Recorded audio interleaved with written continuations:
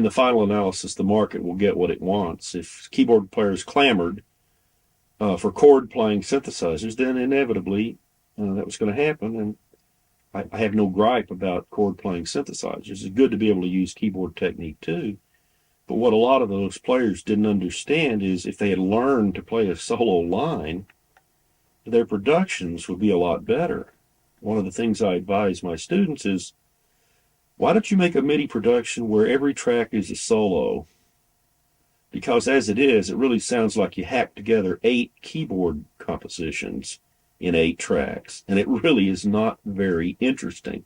As soon as you start putting a whole bunch of lines together, the human ear is going to want them to act like lines, and have the deviation and the characteristics that we associate with somebody playing a line. Playing a line is something different than playing a lot of notes at the same time. It's, again, a degrees of freedom concept. So that would have propelled it, if nothing else. And then musical tastes changed from progressive rock and things like that. We went to punk, where people with virtuosity started being referred to as dinosaurs. And I mean, basically a lot of bullshit, to let me elbow you off the stage so I can be on the stage. It's pretty much this way it has to be. Things change. They go in cycles. So when punk sort of came in, the idea of virtuosity, first of all, was suspect because I don't have it as the punker. And also, there's a whole group of people that were waiting for a more fundamental mode of expression. You have things tend toward simplicity to complexity, and they can't keep going in that direction. So they inevitably backtrack and become simple again. So that would have put the kibosh on this kind of soloistic playing that Koster and Hammer and a few other people really knew how to do quite well. Chick Corea to a certain extent, a number of people, and gotten people back into the job of making textures, because punk would fit, sort of, and the variations that came off of that. Let's have something more fundamental, more inchoate, more gross in some ways. And Farfisa organ or something. A Farfisa organ or something. Yeah, yes, back to basics. Yeah. Back to basics, never mind all this orchestral, yes, and ELP and, all those, the progressive bands and stuff, Camel and Foreigner and, all the people that sort of counted themselves among anybody that could understand 5/4, rather than 4/4 and not much else. So there's many reasons why synthesizers evolved the way they did, not just a single reason. But any one of those would have been sufficient to say, yeah, we're going to have chord-playing synthesizers. Bob Moog had rejected that from the very first day. Didn't he make one for Carlos, though? That would play polyphonically? Yeah. I'm not sure. I think I remember reading that she said they did, but that it was they'd only use it if there was something went wrong with the main modular system. Then they'd just patch it. If the oscillator went down or went out of tune on the main system, they'd patch it in. It would never be quite the same. Yeah. Well, certainly Wendy did switched on Bach one note at a time, on one track at a time. There were things that she did that people didn't know about. Why her switched on stuff sounded different. If you don't mind that technical detail, and I'm sure she doesn't mind if I tell it, because a number of people have discovered it. When she showed me how she had done a good bit of her switched on stuff, which is really just Wendy's initial work. She's gone to all kinds of places after that. People should look at her website. I immediately said, oh, Hocketing. And I don't think she knew that term, but she knew what it was, of course. Hocketing was a medieval technique where if you had a group of singers, one singer would sing one note and the next singer the other note, sort of like handbell choir. You've got people that have two bells, ding and dong. Most of the time, they're only going ding every now and then, or possibly ding dong. but somehow this variegated pattern gets woven into a melody and possibly harmony and so forth. So this was done with voices, Hocketing, so that no one person was singing the entire melody or musical line, but somehow the musical line grew out of, this interspersing of notes. Well, what she did is she interspersed notes on different tracks of the synthesizer. So if she had a 16th note run, da da da da da da da da da da da da. There's one E and a, there's four notes in a group. She put the first note of each group on one track, the second note on another track, the third note on another track, the fourth note on another track, so she could change those tracks. The Moog synthesizer was not touch sensitive, not like a piano at all when it began. But if she did that, she could have da da da da da da da da da da da da da da. If she simply emphasized the track that had that note on it of the group. So something as strange a workaround as that, and rather a mundane idea that goes back to 14th or 13th century stuff, and in that era somewhere, is some of the part of what she did. She didn't just play one note on the Moog after another on that track. And the problem with part of that is one note literally replaces another. Electrically, it changes that quickly. From C to C sharp, you can't do anything except an instantaneous transition. Well, acoustic instruments by no means make instantaneous transitions. The tube that's playing one note, as you play another note into that tube, like a trumpet or a clarinet, crazy stuff happens as it goes along. It doesn't make these instantaneous electronic transitions.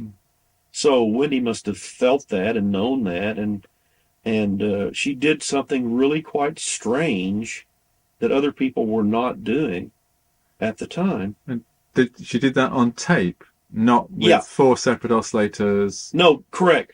In other words, you got one Moog synthesizer with a certain texture, and you got, she only had an 8-track, but if she would boil it back down and put it together, then mix it down, she would put note 1 on track 1 and note 2 on track 2 and 3 and 4 in a corresponding sort of way.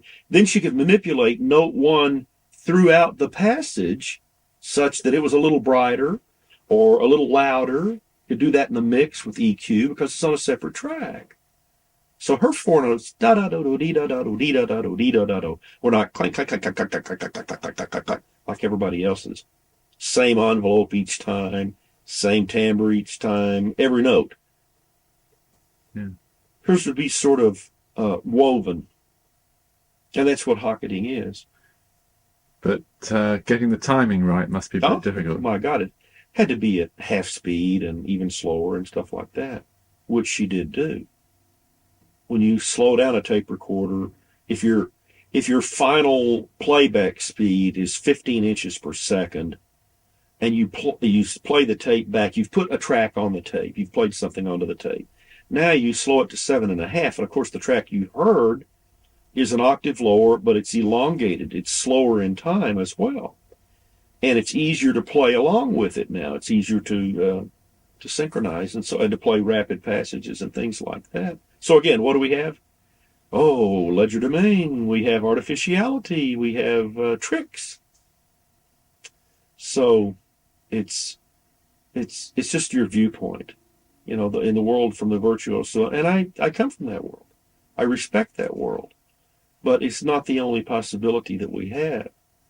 So to get those interspersed properly and to sound reasonable as you did the entire passage, it must have been a lot of work. And again, as I tell my students, I said, look, there's nothing wrong with your work. It's just insufficiently detailed. What professionals do is they really, really sweat the details. No matter what it is, whether it's sound design or sound effects, Foley, a composition, a soundscape, they're just willing to work more hours to get the sense of verisimilitude and detail and grain that you need for something that sells itself. People listen to it and they feel it's okay. They're good. If it's just this horrid kind of music that you got with the Moog synthesizer, where people just strewed these lines in one after the other and garish colors and everything. Well, yeah, of course that's terrible stuff. And as to quote Bob again, oh, it's not what I would have done. It's not what I would have done with a Moog synthesizer, but he never condemned anybody's output, which is good. He never published a piece himself, did he? Music? I don't think so. I mean, I wouldn't bill Bob as a musician. I would just say that he had great musical sensitivity and certainly a good ear.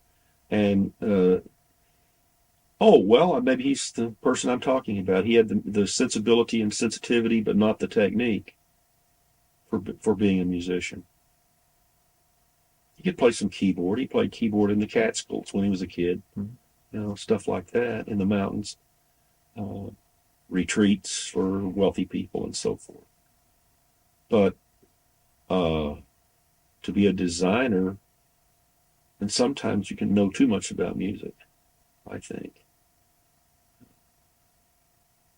He could play the theremin okay. Pretty well. Yeah, he had a good ear.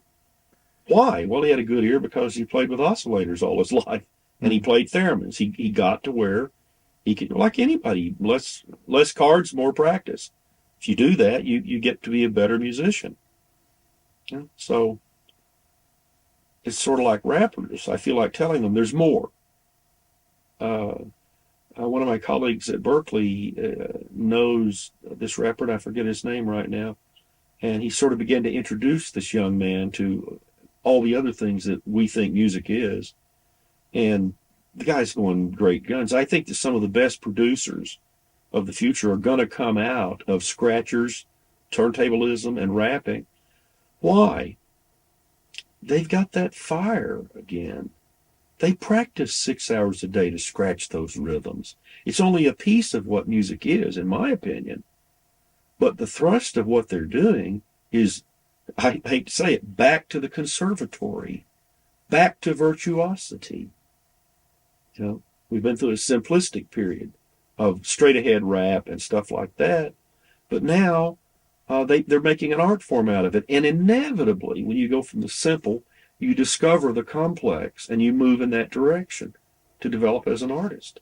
So I really believe, it's turntablism in particularly, scratching and so forth, is not it's a reactionary step. It's back toward the mainstream. Most people don't think of it this way, but I do, because it's about practicing. It's about virtuosity. It's the same as playing the violin with different results sonically. And inevitably, some of those young guys are going to find out about so much else there is to music.